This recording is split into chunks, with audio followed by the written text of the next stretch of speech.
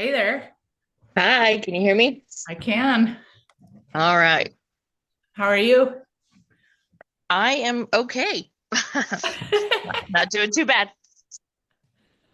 Well, I guess that's pretty good then on the spectrum. Yeah, Thanks for taking time to talk to me. no problem. I know Uh, you're probably quite busy. well, yeah, sometimes I just zunk everything out and be like, I just can't think of anything else right now. So, but yeah.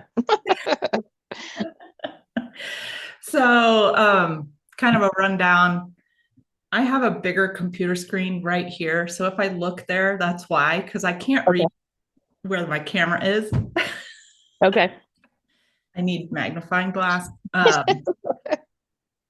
always tell people that so they don't think I'm ignoring them. Um, and it's totally audio, no visual. I edit it. So if we say something that sounds like, I don't know, off color, you know what I mean? Like it doesn't come out quite the way we're trying, like I Right. edit it. And I can send it to you after if you want to listen to it or not. It's up to you. Okay. All Most right. I people are mean, like, I don't have time for that. Just post it. yeah. Yeah, you're fine. Probably. Mm-mm. I'll trust you. I mean, I don't want to make either one of us sound bad. So, Right. Right. and do you have a longer bio than what's on your website? Um, Somewhere, or I can create one too. So, Don't worry about because it. one of my We have websites probably at least several years old. So, like, well, we'll go over it in the discussion and I'll just take whatever from there for the intro. It'll be fine. I okay. usually record it after because that way I know what we're going to talk about. Okay. Sure. I always have a plan, but a lot of times it goes like, yeah. It's just like training dogs, right? You have Yeah. a plan, but nothing ever sticks to plan. All right. You ready? I'm going to Sure. officially I'm recording it, but I'm going to officially start. So uh, Okay. today I have Robyn Carlson joining me, who Hi. I've known for, I don't know, maybe 10 years off and on. Like we kind of saw each other at conference and things like that. And then I went up to your place in the spring and did a workshop there and really enjoyed it and loved like seeing kind of your network and your facility and everything. And I was like, Robyn would be a great person to have on the podcast because you've had a business for a long time. Yeah. And I haven't interviewed anyone that has an actual facility yet. Oh, wow. Okay. Yeah. So, Yep. It's had a facility for quite a while. So, so you're one of the brave few that took the lead. or dumb. I don't know what you want to put on there. So, but yeah, I think, yeah, we met obviously through ICP and conference and stuff. And then we realized that we have a lot of the same interests and the same type of training and dogs and all that kind of stuff. So I think that made us get a little bit more, uh, in tune with each other. So, and I came and went to a workshop that you and Nelson do with your feral dog stuff in New Mexico. And so, yeah, Yeah, and you took quite a few dogs back too. yes, That was awesome. We're like, woohoo, yay. They straight have out the fun. shelter. But yeah, and I know, well, you're in Salt Lake City, I should Yeah. say, and Mhm. Utah imports a lot of dogs from New Mexico. Yeah, we So do. we both work with the same like kinds of dogs, which is Mhm. interesting. And also Salt Lake is like reasonably close to me, which is nice because Yeah. a lot of things are. It's like a 9-hour drive, so it's not too bad. Yeah. Yeah. This one's not too bad. So you've had Kudos to Canine for 22 years. Actually, no, I opened it in 2012, so it'll be 13 years. Oh gosh, I added an extra. I saw that and I was like, not 20. Yeah. No, it'll be 13 years I'm in not, February. yeah, this is why I'm not a mathematician. Uh, It made me feel really old, Julie. No, I'm just kidding. like she was really young when she opened. No, but I mean, I started my training career at a big box store beforehand, and so I have been training dogs for almost 20 years. But I started Kudos, in 2012. So yeah, I worked at that other place for quite a few years before I started Kudos, and I, got tired of where I loved what I was doing, but I didn't like where I was doing it anymore there. And so I decided, hey, let's try this on my own. And luckily I did because it's been really successful. And yeah, we've had some bumps and ups and downs, but we've had fun. So And weren't you voted like best in Salt Lake this year? actually, yes, we have been nominated and won almost every year for the past 5, 6 years. Oh my gosh. Yeah, so we've been in the top three for the past, at least the top three, but there was 2 years that somebody else snuck in under right over the top of us. So yeah. Competition up there in Salt Lake. Yeah. Yeah, there is. There's quite a few trainers that have popped up. So Yeah. Yeah. And so what made you go like, oh, I want to open a facility versus do like private lessons or work out of your home or that sort of thing? well, I am a very pretty much outgoing introverted person, and when I my where I worked at before, I mean, I was running group classes, and I really, really, really enjoyed teaching group classes, and that's really hard to do without a facility. So for the first year, actually, after I opened my business, I would borrow people's driveways. I was called the traveling trainer because I rented rec center rooms, and I had held classes at uh what are those like gyms and all that kind of stuff. And so I would travel to different, little sections of our city, and almost every night had a different rec center that I was going to, and CrossFit, that's what I was looking for, in a CrossFit gym. And I did that for about a year and a half, and it got tiring, and to put a lot of wear and tear on my car, and you just, you're always taking all your stuff with you. And so I decided to finally lease my own space. And my husband was very worried, but I told him that it would pay for itself, and it has. And so, and then we obviously outgrew that first space and have moved a couple of times. But having a facility with group classes, I feel, is pretty invaluable because, you don't want to depend on the weather. And some parks and places have issues with you holding classes there. And it's really nice to have a physical address to give to people so that they trust you a little bit better, I believe. So, It adds an air of professionalism, I guess, right? Instead of yes. like, oh, we're going to meet in this field off of, Main. Yeah. Like I said, I borrowed people's, driveways. So I remember I was starting a class, and I'm like, hey, meet me at this circle, this guy's driveway. And everybody was like, what? So yeah, that was a little rough. So how long did it take? I mean, did you already have a clientele? And then how long did it take you to build one? And how did So, you do that? I mean, coming from that other space, I didn't steal clients, but I did have people get wind that I had left and kind of followed me. And word of mouth has actually just been gigantic for me. And being involved in like some of the large rescue groups here in Utah, that's where I get a lot of my clientele from. And so I got in pretty tight. I've been doing rescue work for even longer than I've been training. And so they refer their client or their adopters to me, plus I have their foster homes, and all that kind of stuff. So I had a small following, when I first started. Um, but I have really just kind of put myself in kind of the rescue and shelter world. And that really has been kind of the most, I mean, biggest benefit to me. Obviously, I'm helping their dogs too, but yeah, the word of mouth from them has been gigantic for me. So, Yeah, I got in good good graces with a Doberman rescue here, as well as the one I volunteer with. And I never knew there were so many Dobermans in New Mexico. They no, refer me all the time. And, if I think some, trainers complain a lot about rescues, but And I can understand why with some, but for me, it's been a really good collaboration.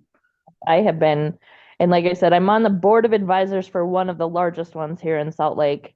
So I help with them intensely with a lot of their stuff, and I helped rewrite some of their rules and that kind of stuff. And then, but I work really closely with a couple other smaller ones too. And so, I mean, yeah, I have them all kind of referring to me, and of course, I give a discount to for the adopted dogs that come in and that kind of stuff. And then I offer free training, free group classes to foster homes that will bring their dogs, because the more we can prepare them for adoption, I feel that it keeps them in their houses even longer and better and, from the beginning. Yeah. And so the foster homes can work better with me preparing those dogs for their new homes, then I think it's better. And so I offer, them to come to classes at any point and work with the dogs. And you have some that are pretty committed to that and others not a lot that aren't. So fostering is a lot of time. It's a lot of time commitment, but Yeah. Yeah. Well worth it, I think. But so describe the services your business offers and how, because I know you don't do boarding, correct? well, we actually do a very, very limited boarding with this new facility that we just moved into 2 years ago. We don't have a space to hold dogs and to board dogs out of the facility. And so I have client dogs that I've got to know really well. And if they need boarding, then I'll board them out of my house. So we only have a couple of spots available, at a time. Um, and my one of my other employees, she'll board littler dogs or puppies or stuff sometimes. So yeah, we do offer very, very limited boarding, and luckily I can be pretty selective on that because they are coming to my house. Especially with this weekend coming up, I got Labor Day, so I've got like 3 boarding dogs at my house right now. But we specialize in our group classes, so that's what I have been doing for 20 years, and we've created a really good curriculum and program. We have 3 main levels of classes. So we have our puppy, our beginners, and then we have like a junior achievers, which is kind of like we call it a drop-in, it's a hybrid, I guess you could call it, class for the next level. And then we have an advanced class that meets a couple of times a month, and most of the time it's out of the building and we're meeting at public spaces. But then we also have a rotation of like specialty classes that we do. And so I have like a trick class, and then I have a class specifically for shy feral dogs that I offer. It's our shy dog class or confident canines class. And then we also do therapy prep because that's a really, really big interest of mine as well as therapy work with dogs. And then we offer just a couple of other, we have a group e-collar class that we will offer a couple of times a year. So I just rotate through some of those little specialty classes. And then I have my puppy, my beginner, and my junior achievers that I offer all the time, several times a week. So Yeah. And you guys do training and stuff like that during the day at the facility? So we have a couple of times a week. We have what we call our drop-off day training program or school day program. And so, yeah, we'll have dogs dropped off in the morning and then we work with them. And so I tell people we are not a doggy daycare. We are a literal school for dogs. And so they are being very structured. They have one-on-one time in the morning session. Then they have a break time in the afternoon where they're creating. And then in the second half of the day, then we have some kind of social something, whether it be an off-leash social for about an hour, or we do pack walks, or we do, just walking pass by activities, depending upon the group of dogs that we have in there. But the maximum amount of dogs that we'll take is about 12 to 13, um, because it's just me and 2 other staff members, and we are there just to work with dogs and kind of rehabbing some of their behaviors and building confidence levels and teaching them appropriate, social skills with the other dogs. Mm. So how is it? I would think it would be easier to staff if you don't have overnight dogs. It is, I That mean, a business it's decision or how did that decision come um after doing the big giant training facility after I first started. So this is my fourth location, not I mean fourth move, I should say. We kind of went through some turn, but I had my second space was a big warehouse where we did all the doggy daycare and so it was a big space and I got up to like 12, 13, 14 employees at one point. Whew, and that's a lot. It's a lot to manage. It's a lot to, you kind of feel like a babysitter and a mom and, and that kind of stuff. And so over the years, I have learned that I didn't really necessarily need bigger and better and all that. And so I have dramatically, especially after some personal stuff that happened a couple of years ago that was pretty intense and made me kind of shift gears a little bit. I have scaled back my business and we are pretty content. I really want to know my employees really well and feel like, we like each other. And, I call it my Kudos family, and I really want it to feel like a family event and that we are part of each other's lives and it's not that they just work for me. And so trying to find the right people is kind of tough sometimes. And when you get too big and have too many people, it kind of, you lose some of that sincerity and that family feel. And so I probably could have more employees, but right now we're kind of good. So I have me and one other full-time trainer, and then I have two part-time trainers that only work a couple of days a week. And then I have Crystal, who we'll probably talk about later, who's my office manager. And then I have my aunt works for me, but she kind of runs the back end of like my website and um, and she does like all of our copies and blah blah blah. She does all of the day-to-day little stuff. So Oh, running the website is huge, though. yeah. The relief, like Yeah. all that stuff. Yep. Yeah, and so you also have four kids, I do have four a kids. husband. And yeah, and a husband. So So, like, I have a feeling this is kind of a well-oiled machine, if possible. Or just yeah. total chaos. I don't know. It's controlled chaos, I guess we'll call it. So, I mean, my kids are now older. I mean, I started my business though when my kids were pretty young, and so it was very hard to figure out kids' schedules and running the business. Luckily, my husband has a really good job of his own, and you know, and helps out a lot with the kids and stuff. But now my kids are older. Three of them are teenagers. One of them actually just turned 18, so he kind of is doing his own thing for the most part. He just comes home to sleep and eat pretty much. And then I have a 13-year-old and a 15-year-old. And then I have my surprise baby that's 6, and so she's the young one still that we still have to figure out her schedule and stuff. But now that they're a little bit older, they are a little bit more self-managed, but it's still now it's almost harder though sometimes because they are older and you want to make sure that you're producing good humans, and so trying to balance sometimes is a little rough because you don't want to miss out on stuff and some critical things but you also, so it's just that it's always there's some guilt somewhere that you're missing something. I don't think you can be a parent without, you know, Parent guilt, I know. So like like, wondering if you're doing good. And yeah, it's harder when they get older because they don't really need you to be involved, but yet you still kind of yeah. want to be. And, Well, I they're want, they're yeah. not full grown yet. That brain is still not all there. So, Yeah.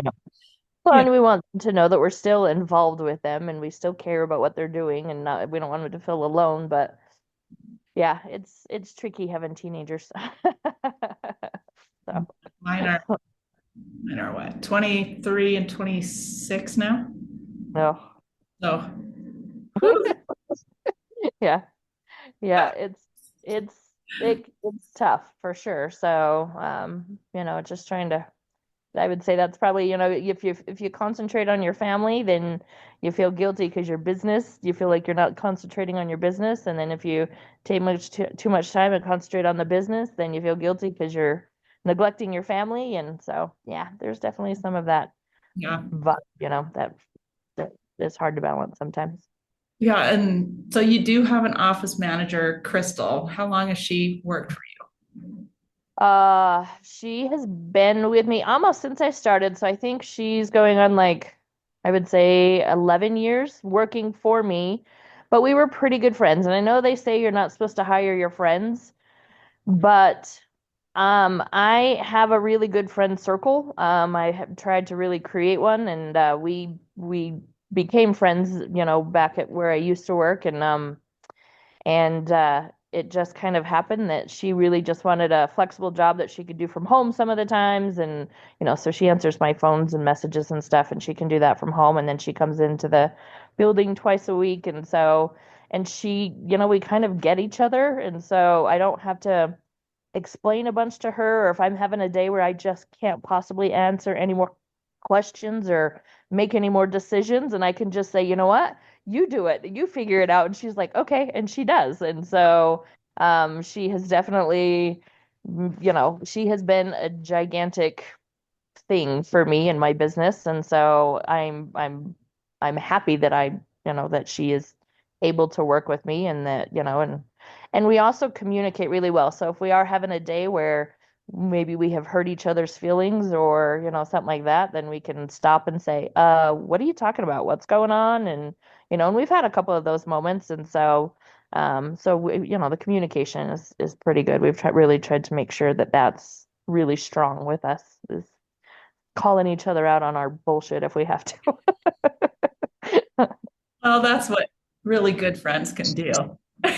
You Yeah. can be like, hey, I'm not okay with this. And they're like, oh, sorry, I didn't realize. I Yeah. think if you can't do that, then the resentment builds and things blow up. But I And always, she has the office manager title, but she's also very, very knowledgeable about dog training as well. And she comes to conference with me, and she goes to a lot of our workshops, and because she does answer my phones and my messages, and she doesn't want to have me calling and messaging back every single little, about every little thing. And so she is very knowledgeable, and she can take a lot of the messages and give the answers that need to be given very easily. And then I just get the bigger stuff, you know what I mean? And so she's very interested. She just doesn't want to teach people. That's her thing. She loves working with the dogs, and she likes knowing how to train dogs. She just doesn't love working with the people aspect, one on one and stuff. So she's fine talking to them on the phone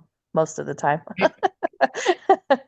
I, well, yeah, I can understand that. We'll get to that too a little bit, how to navigate that.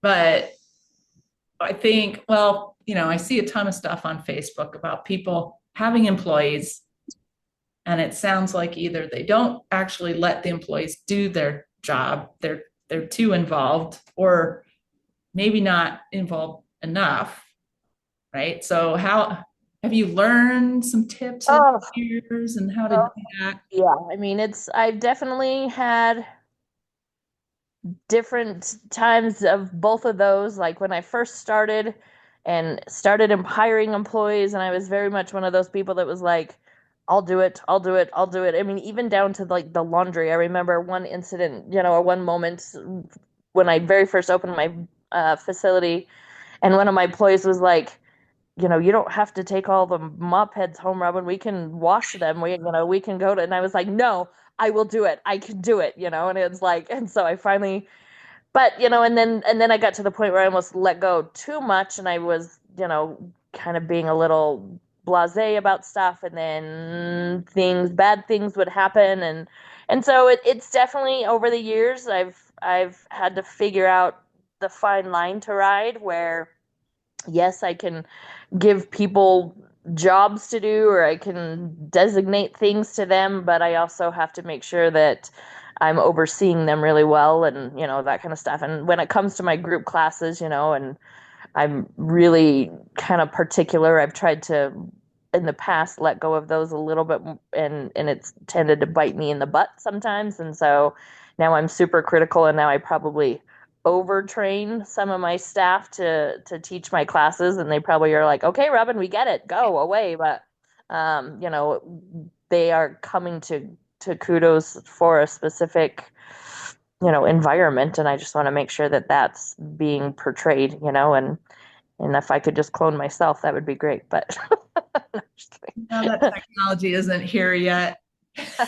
We don't want it to, anyways. But I mean, it's definitely tough, and I think that's the hardest part of my business right now is because, yes, we all go into this because we love to train dogs, and I even love people. So I'm not one of those dog trainers that's like, ugh, people. Like I actually really enjoy talking to people, and I think that's why I love group classes so much is because I get to get up there and act like a clown and get paid to do it, and I'm really good at it. And I'm good at like, you know, keeping people's attention and having fun with them.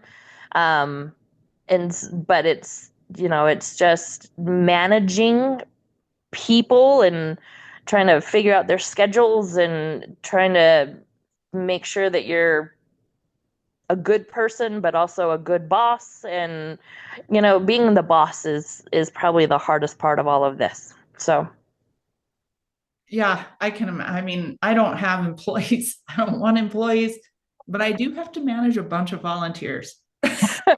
and that's almost worse sometimes because they kind of go, yeah, well, you're not paying me, so I don't really have to do this. And so Exactly. You know, that's a little tough. it's a fine line of, even though they're volunteers, we still have certain requirements and rules. And hey, we can't let the dog get loose and run into the street and, stuff like this. Yeah. I mean, it is tough, but what I found is that working with dogs has actually helped me do that better because Yeah.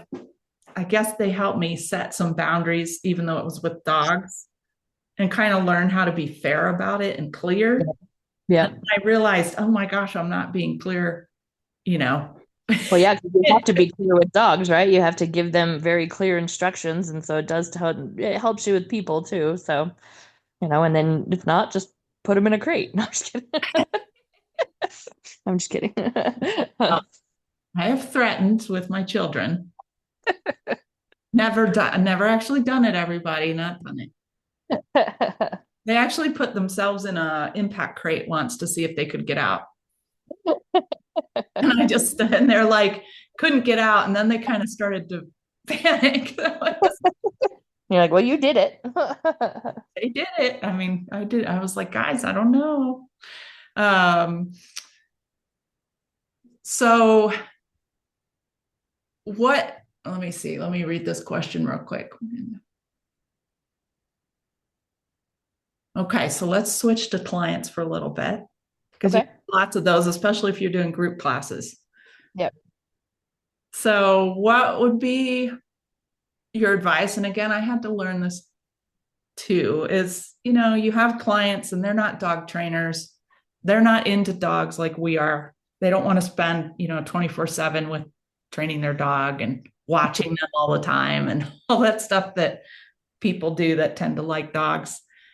So, how do you find the best way to inspire them to do their work at home, and if they're not going to, how to just accept it?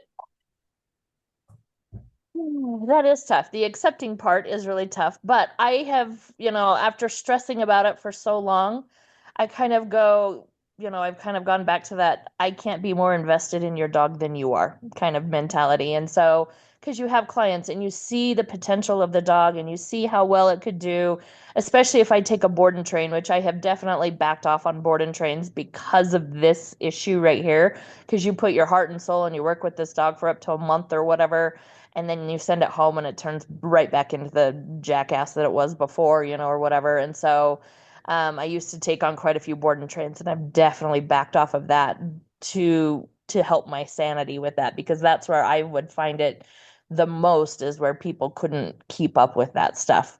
And so but like I said, I've just kind of with my group classes for the most part, I don't give them super strict training schedules because I know how, I mean, obviously with the kids I have and the dogs I have and the schedule I have, there is no way that I could set aside a specific schedule every day to make sure that my dog gets worked 6 times a day for 20 minutes each time or blah blah blah. And so I really try and just push with them, fit training into your life. You can have a well-behaved dog, and I don't push for strict, yes, I'm an obedience trainer and I teach obedience commands, but most of us aren't going into rally work. We're not going into competitive obedience. We're not going into all of these sports. We're not going into the general person that comes to classes with me just wants a nice dog that's not going to be running their house in crazy chaos and jumping all over everybody and that kind of stuff. And so you can have a nice, well-behaved dog by just fitting training and some super simple stuff into your life with your dog. And so that's kind of where I push it. And I'm really, really trying to build, or I try and teach them how to build their relationship with your dog because you can't get anywhere with obedience, And that's why I loved conference this year, is it was really talking about building the relationships with dogs. And that's really, what I have found, especially, of course, we all go back to pandemic stuff, but relationships have broken down so much, for between dogs and people. And so it's just really trying to teach them, just having a strong relationship with them makes your dog want to hang out with you and be better for you and do stuff with you and that. And then if they want to continue, that's where I put my commitment to, is if I see people putting in the work and doing the stuff and building that relationship, then that's where I commit more of my mental space to, and so, if they sign up for the next level of classes and they are coming and they are dedicated and I can see their dog making the progress, then that's where I'll invest more of my energy and time, is, to with those clients. But I really just try and teach and show them that it doesn't have to be super complicated. I see some trainers that give their clients kind of these really hard demanding, you have to do this and this and this schedules, and I could see if I was doing severe behavioral rehab and stuff, but I'm not for the most part. And so, that's kind of the mentality that I take on, is have your dogs work around your life a little bit better, and but obviously giving to your dogs as well. But I don't think people should have to rearrange their entire life for a dog. So. Well, yeah, and I had to do that. I think I started fostering when my kids were like 8 and 10. So, Mm-hmm. the dog had to kind of, I mean, I worked with the dog after the kids went to school, and then, I did my things, and then I had to go get the kids. And luckily, I walked the kids to school, so they got to do that. And Yeah. yeah, so they just kind of fit in. I might have taken, I don't know, maybe 20 minutes a day to actually work on obedience with the Yeah. dog. But yeah, of course, if you saw the dogs I have now, like they don't know, they know come, Right. like come and stop. No, don't do that. So my daughter, who's 15 and almost 16, like she is actually more like on top of like the obedience and stuff than even she'll get mad at me. Mom, you didn't make them do this. Mom, you didn't do that. And why didn't you? And I'm like, you know what? They're fine. They're not, they're just chilling. And she's like, no, you have to make them sit and you have to make them do this and blah, blah, blah. And I'm like, okay. So yeah, she gets on my case sometimes because I've kind of like slacked off. I'm not slacked off, but backed off a little bit on like the super strict obedience, So. Yeah. But I mean, I think being in that situation first, like gave me both like insight into how to integrate it into my day, which was especially in Utah, most people have kids and lots of them. Um, when I went to the mall there, I was like, wow, there are a lot of children here. Yep.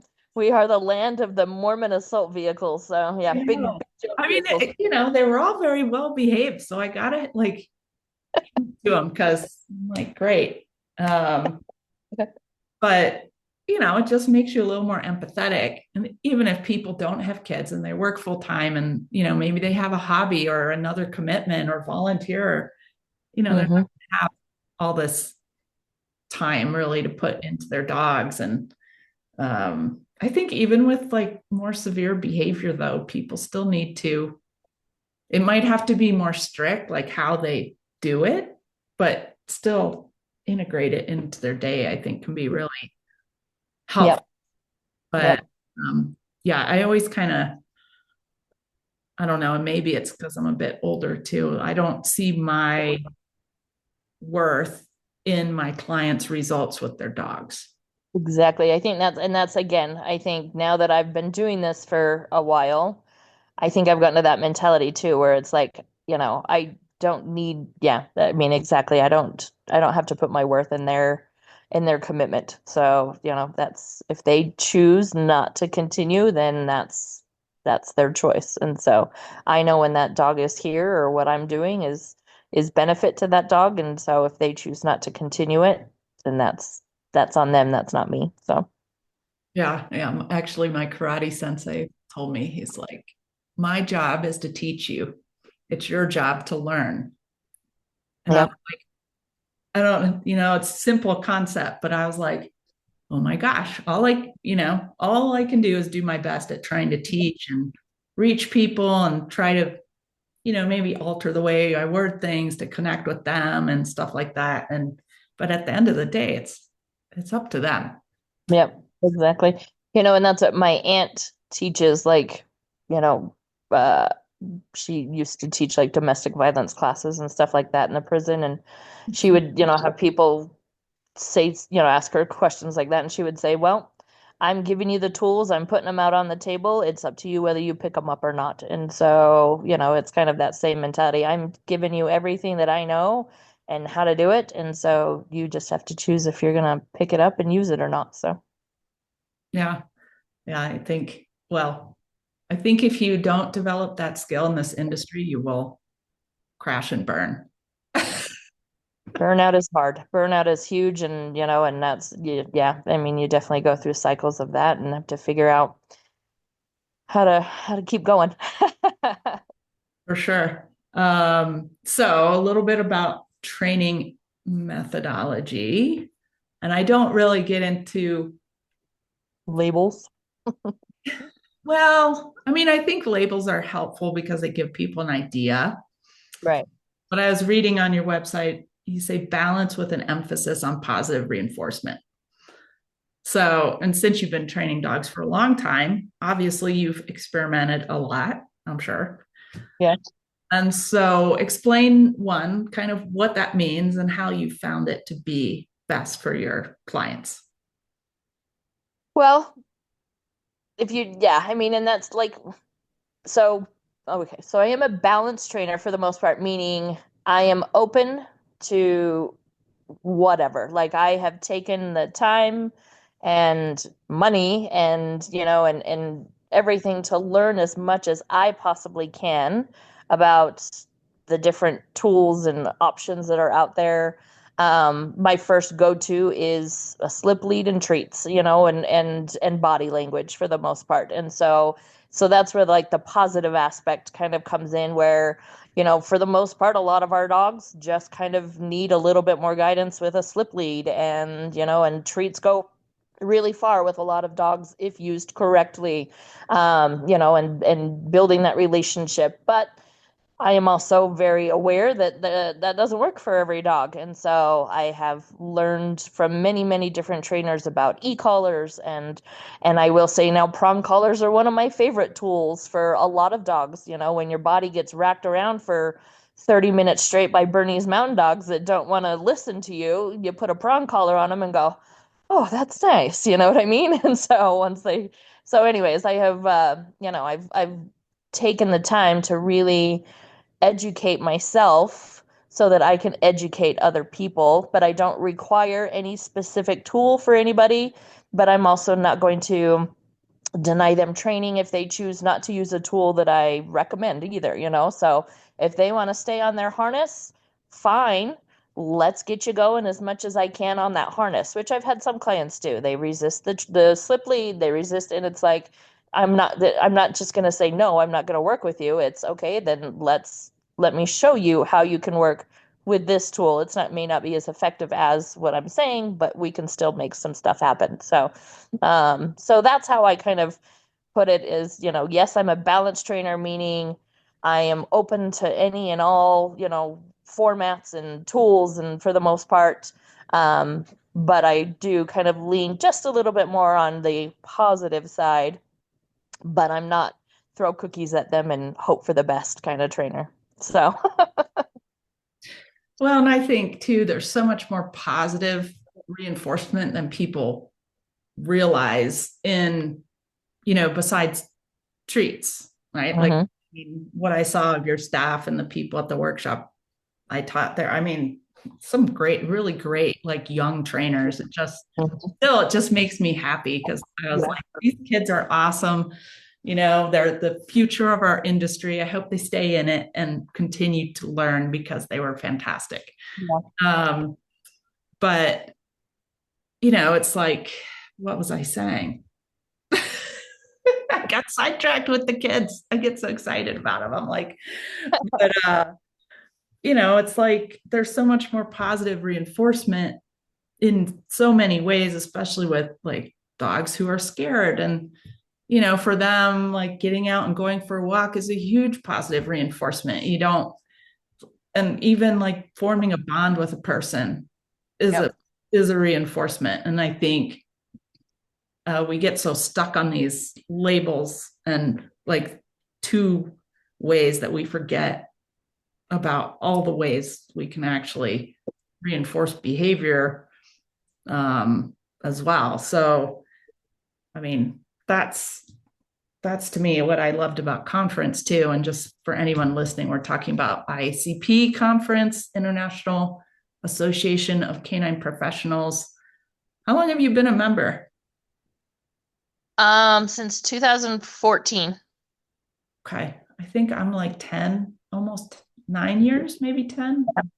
So, Yep. So about 10 years for me too. So, but yeah, I was super happy with conference this year. I thought like the overarching theme was great. It was more about welfare, how are dogs fulfilled, how are dogs happy, and if they're fulfilled and happy, the people will be happy because then they behave better.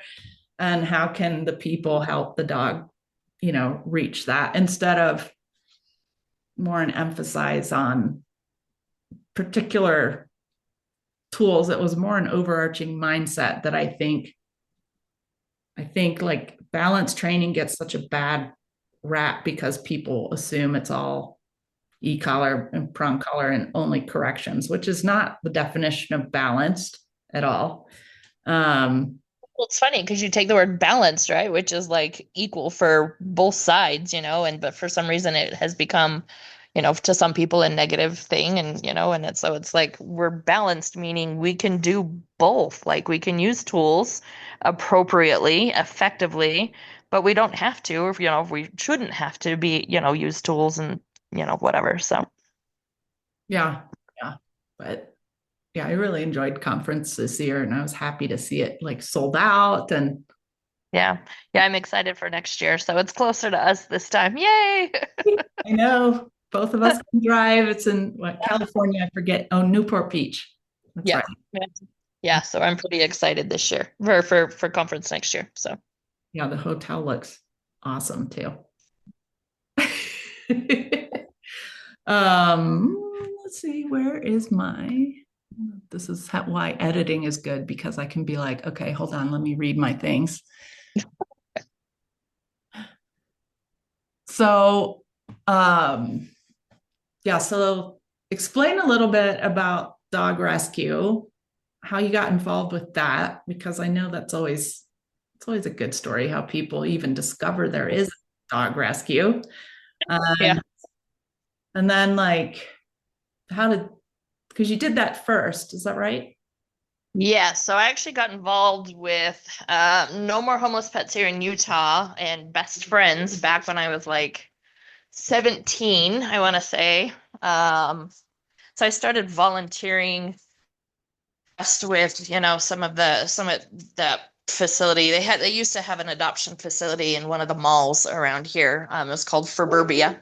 Hold on one second. I gotta bring a dog in. Speaking of dogs, rescue dogs. Come here, miss. Sorry. Out. Sleeping. The poo pickup guy is here. had a dog outside. Um, which by the way, number one recommendation is if you can get somebody to scoop your poop, totally recommend it.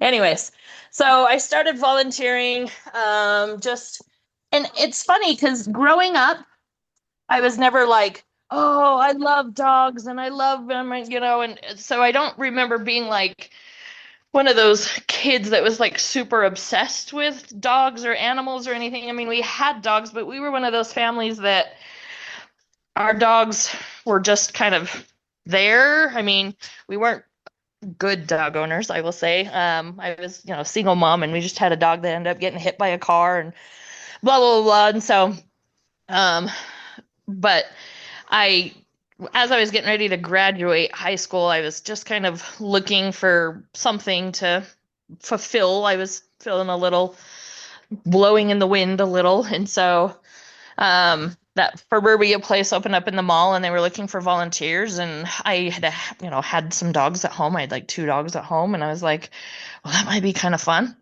So I got involved with there, and then it just kind of like in me, and and it opened up something. And so right out of high school, I moved to North Carolina by myself for a bit to actually be a nanny. But while I was there, I decided to volunteer on my off time with the SPCA that was there, and absolutely fell in love with it because it was going in the shelter and like really helping those dogs. And so I was, for a year I kind of helped out at the SPCA and helped out with their adoptions and went behind the scenes and helped the dog, and I actually became part of their like education committee, and I really like jumped in full force. And then when I came back to Utah, I was like, yes, let's keep doing this. And so I again just kind of was involving myself.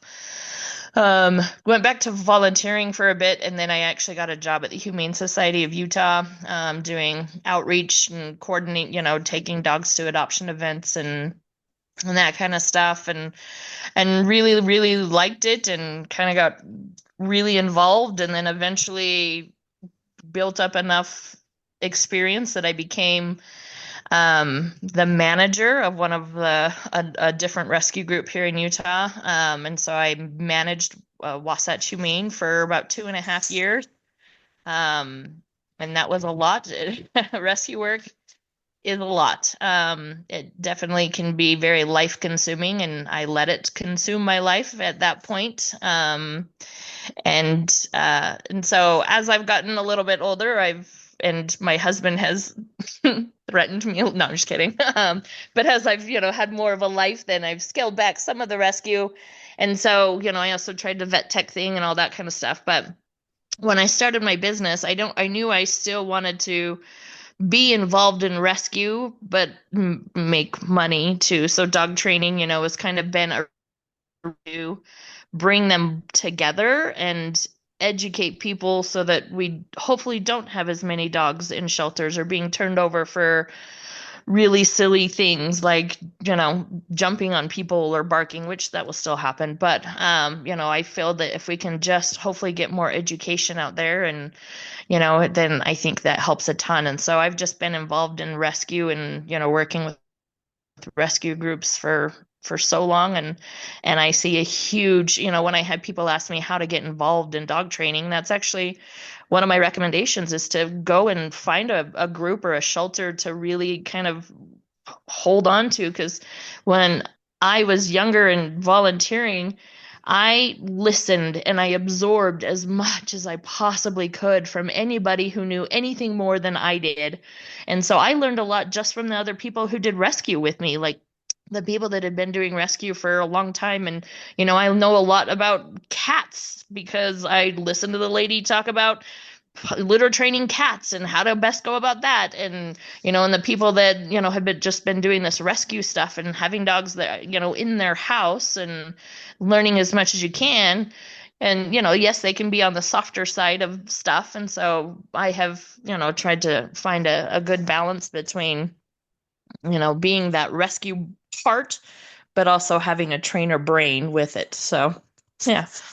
And so I've found I really emphasize with my business how involved we are and invested in rescuing and working with fosters and and that kind of stuff. And so yeah, anytime I have a foster that comes to one of our classes, I actually announce it to everybody and say, this dog is working towards his adoptable home and that kind of stuff. And I think it helps a ton. So Yeah. Well, I mean, not only help rescue, but help maybe other people get interested in fostering and stuff that are attending your classes too. yep, yep. It's definitely helped. I mean, one of the ladies that's actually helps run the big rescue group, she got involved in that rescue group through me because she was my client first. So I went and met with her, and she had a dog that I worked with her, and then she found out that I was involved with the rescue group, and before you know it, now she's almost running it. So so yeah, so I mean, they can definitely, if you, and I know there are trainers that are really hesitant to work with rescues and stuff, but and it can be tricky. Luckily, I have found some really good rescues that trust me to train the way that I feel is the best for each dog. So, they're okay if I decide to put a prong collar on a dog or something like that. And I know there are some rescues out there that are not as open to that. And so, but again, going back to you shouldn't have to use the tool for everything. And so if they're, but anyways, just trying to have a working relationship with them, but don't let them take advantage of you. And I had to figure that part out. But you can be equally, good to each other and they can learn that you have a lot of information to give and, that kind of stuff. So, Yeah, and I must admit, when I moved here, I thought I knew a lot, right? And I had been doing rescue for like 3 years, which is the intermediate, right? Like, oh, uh-huh. I'm doing. And so I kind of learned, yeah, I can't enter it that way, and I had to just, and the people, like you said, you learn a lot from them. I mean, the people that in the rescue that I'm with, that I joined 13 years ago, they had been doing rescue for 20 years at that point. Yep. So even though it wasn't the way I would do it, You they, can't go in there saying, I know everything and you have to do it this way. yeah, yeah. And, I quickly learned like, oh, let me just, sit back, let me observe what's going on. And they didn't know me. I had to earn their trust. They're Yep. not gonna, I was like, guys, let me go pick dogs from the shelter, please. Let me go pick them because we had some really real problems at the time that weren't getting Yep. adopted and for good reason. And, so I had to earn their trust on allowing me to do that. And, but I think if you find a group that you have some similarities with, you're never going to have 100% similarity with anybody. Yeah. If you have a group that's reasonable, that's trying to place dogs appropriately, um, and help the dog and the person, which I think Yep. is overlooked sometimes in rescue. They just concentrate on getting dogs in homes, no matter if it's the right home or not.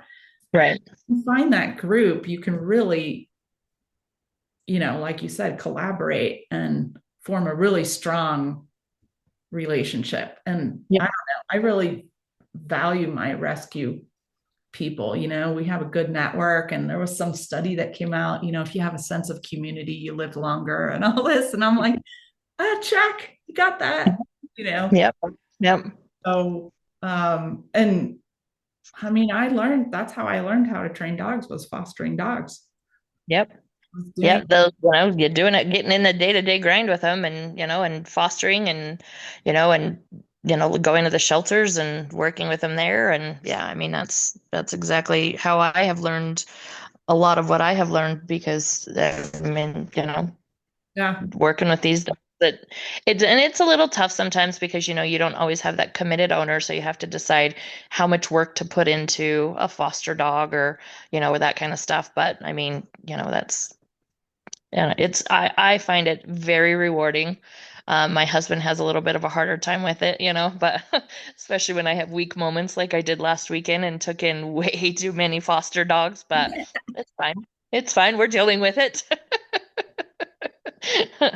Yeah, luckily, I mean, I think my husband does the same, right? He's kind of my regulator. And Yeah. usually like four dogs at a time in our house is his limit. And if there My are husband would be in heaven.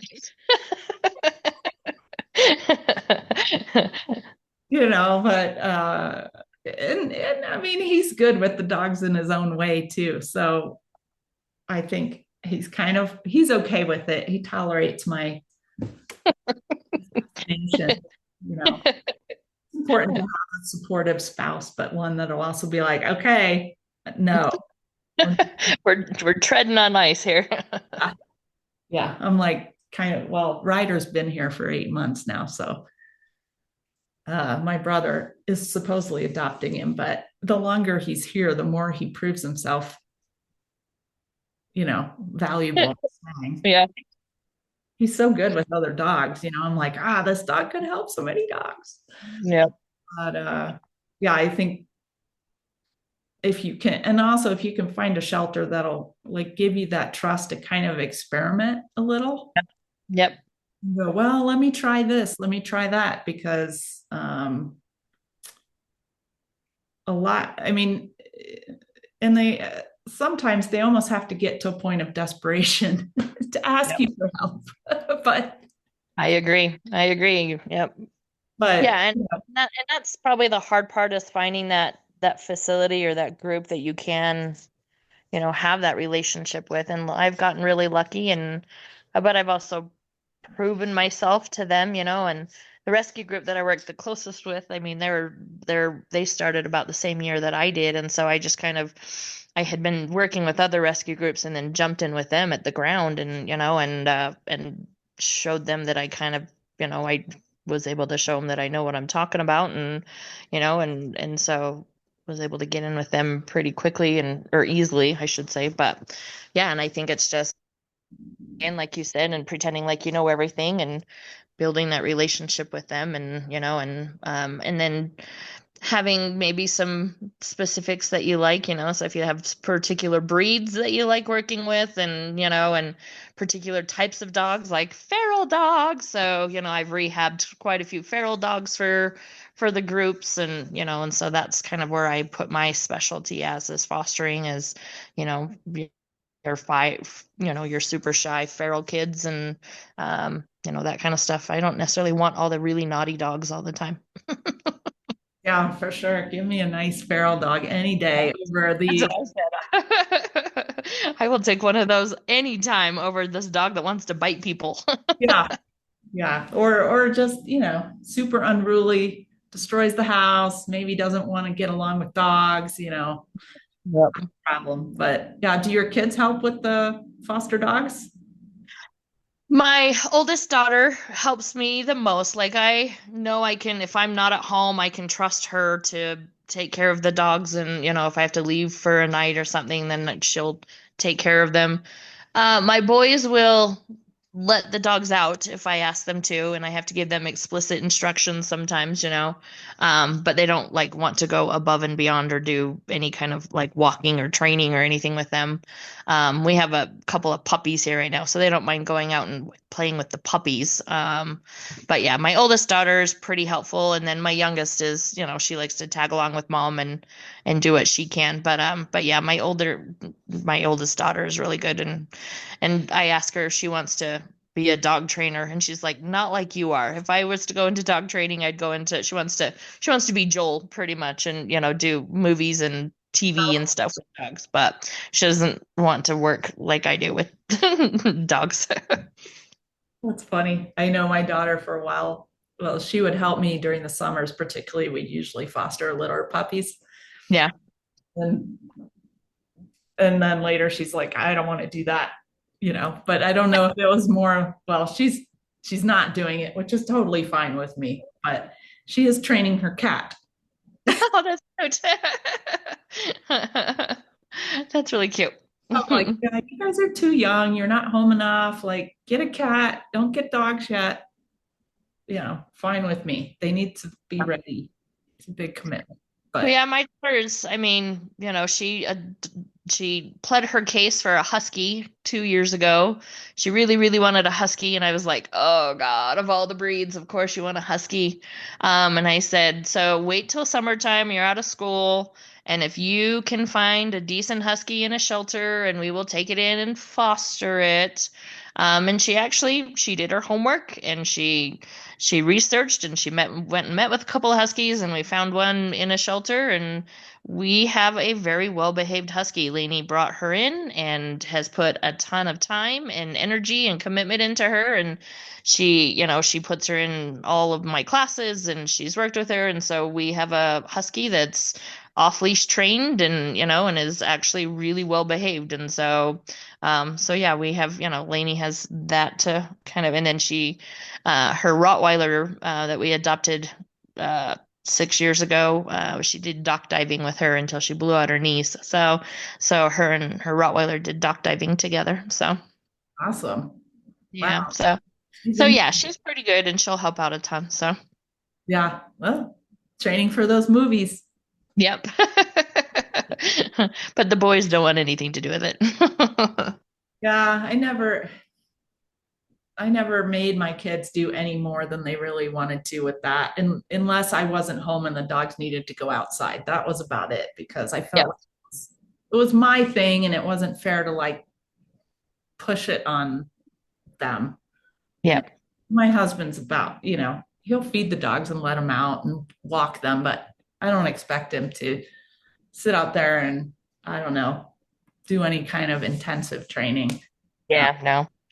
but Nope, that's kind of what I do. And so, and then, like I said, she wanted to foster a husky, and I said, "Okay, I'm not gonna, that will be your job." And she did it, and she has taken it on, and now we have this nice, for the awesome. most part, well-behaved husky. So Good for her. That's awesome. now she says my next one will be a Malinois. I was like, you'll have to move out for that one. Right. That'll take a few years. I'm a Bernese Mountain Dog kind of person, so I like my energy levels a whole lot lower. Right. Yeah, that's right. I was going to mention that. What about that breed do you like?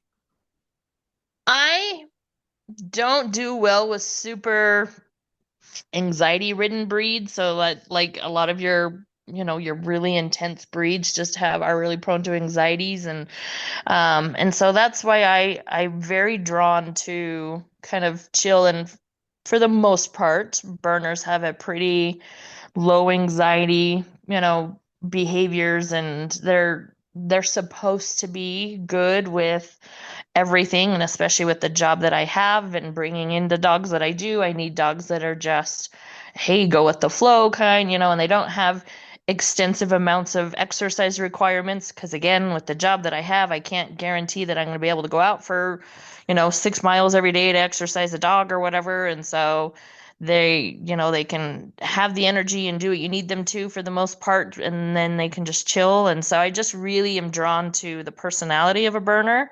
And then I again like that they're not usually typically high anxiety dogs, and they have a work drive but not super intense. And they're kind of goofy but love to learn, the ones that I've had, and fostered and all of that kind of stuff. So my two breeds are Rottweilers and German Shepherds, Bernese Mountain Dogs. So um, and I find that I mean, Rottweilers especially is, again, low anxiety and just ready to learn and do, but not insane amounts of energy. So Doesn't have to. Like that vibration of yeah, that, I mean, I can resist it for a while, but I wouldn't want to live with it full time.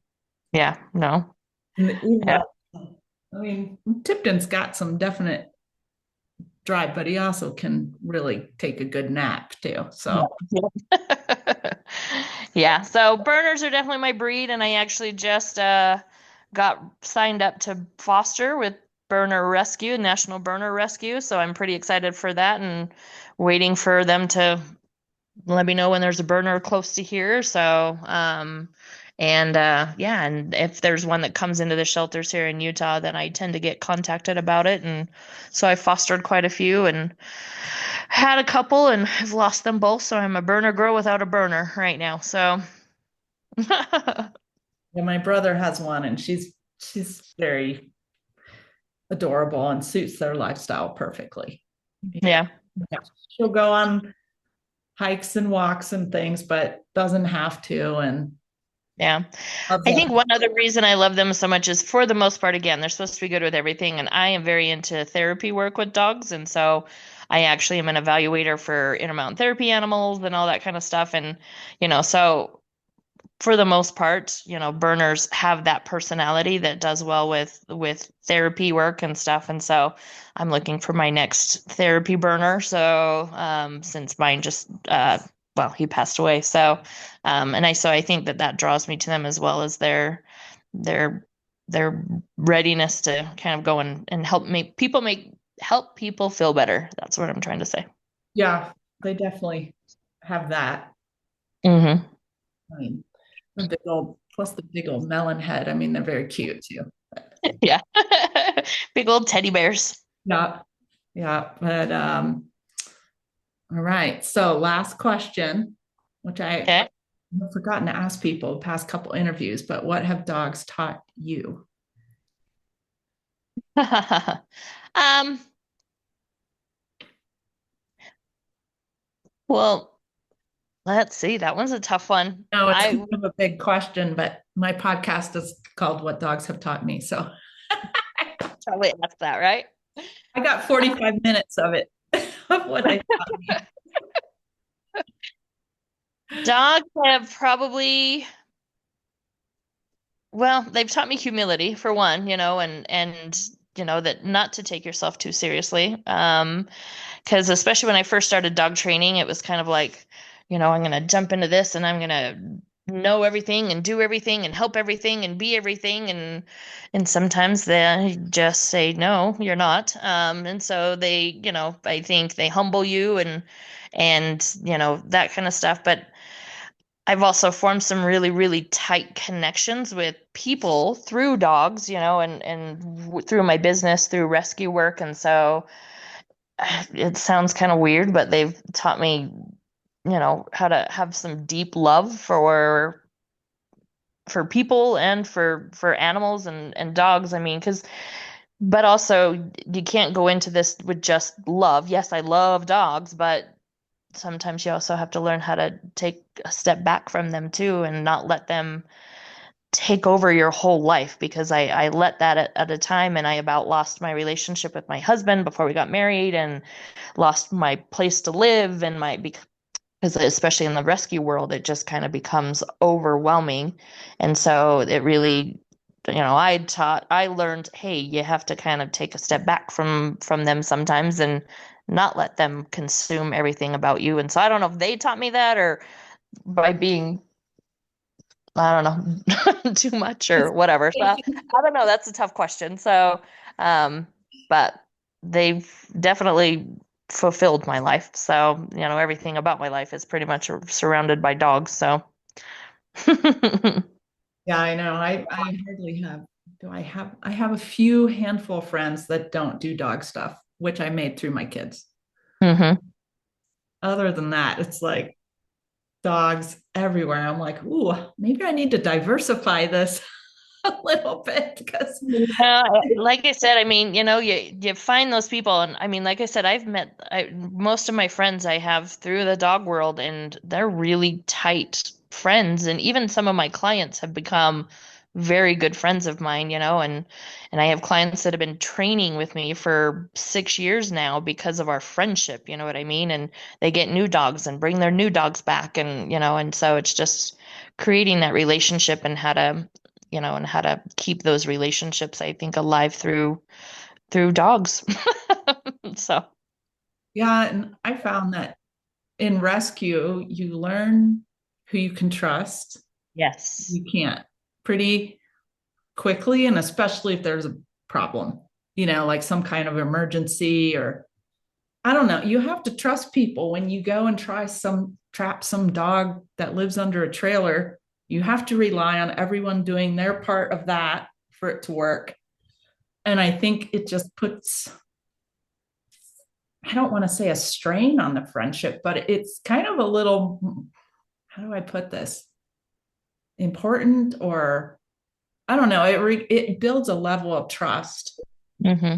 Go do things like that, and you have to know that that person is going to show up, do what they say.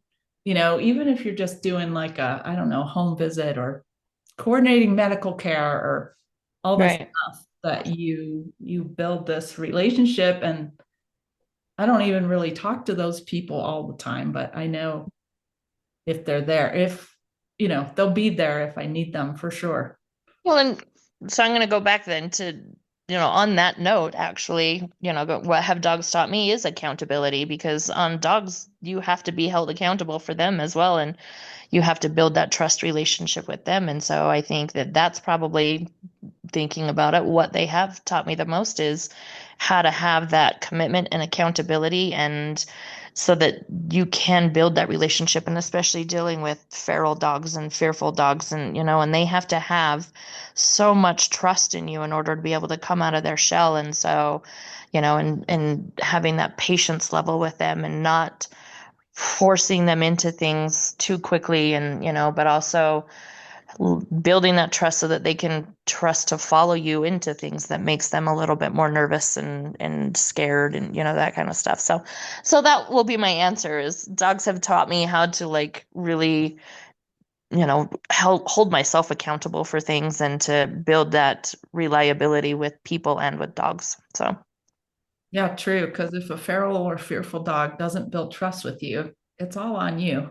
yeah, you're not getting anywhere with them. So Well, and it's not, what I found is that it's not necessarily the dog's fault. It's us not being able to understand them and give them what they need. yeah, And, the dog can't be anything but a dog. But as humans, we have the ability to change how we act and things like that, which is one of the things they're sometimes they're a puzzle, and I have to think it out really. Okay, what am I doing wrong? Why is this dog still, I don't know, afraid or maybe not interested in me or yeah. whatever, and like troubleshoot it. So So I just have to let you know pretty quick after you came to my facility earlier this year.